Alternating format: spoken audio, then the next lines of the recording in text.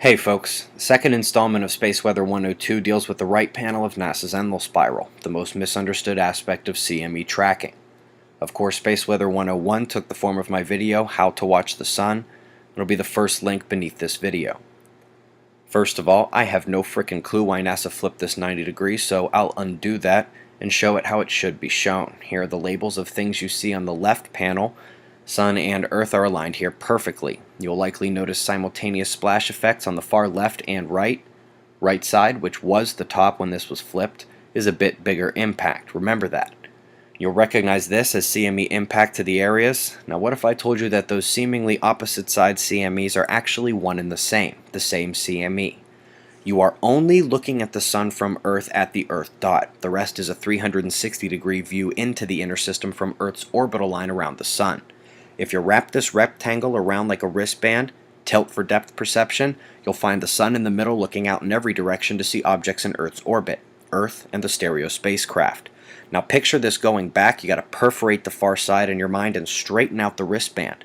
So you see, what you saw with this double impact left and right is actually a CME that came off the opposite side from Earth and hit that perforation line.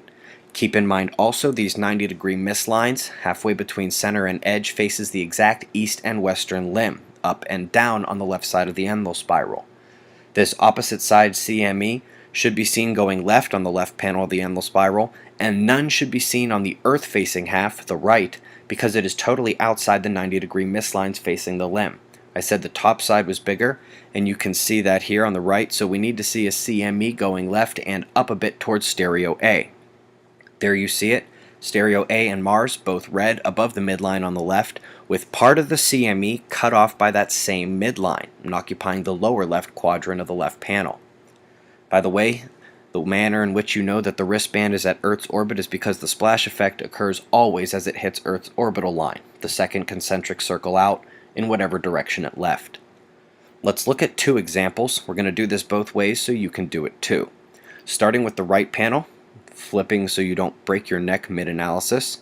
This one hits the 90-degree miss line left, which is down on the left panel, and it almost touches Earth as well at the yellow dot. Here at the left side you see the CME cut by that 90-degree miss line down, but most on the Earth side of that line. Now we see the left panel showing a CME impact to Earth, the yellow dot, but with a good bit of the CME missing up on the left panel ahead of Earth's orbital direction. Coming to the right panel, we see a splash impact the Earth and much missing up. Flip the right way, you see how it works. Going forward, you just got to picture the wristband with the Sun in the middle. We'll end with a quiz. Remembering the labeling from before, if you were to tilt this further from wide side all the way to circle looking from above, how many degrees turn and in what direction would we shift in order to replicate the left panel of the ENLIL spiral?